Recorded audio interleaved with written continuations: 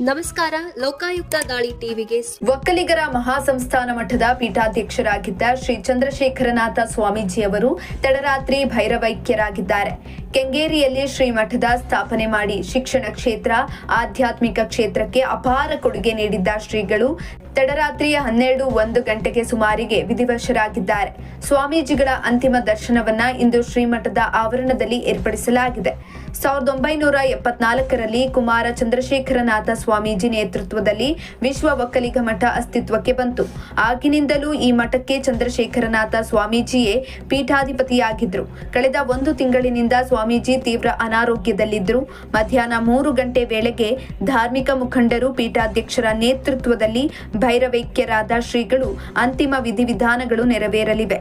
ಅಂತ್ಯ ಸಂಸ್ಕಾರದ ವಿಧಿವಿಧಾನಗಳನ್ನ ಉತ್ತರಾಧಿಕಾರಿ ಪೀಠಾಧ್ಯಕ್ಷರಾದ ಡಾಕ್ಟರ್ ಶ್ರೀ ನಿಶ್ಚಲಾನಂದನಾಥ ಸ್ವಾಮೀಜಿ ನೆರವೇರಿಸಲಿದ್ದಾರೆ.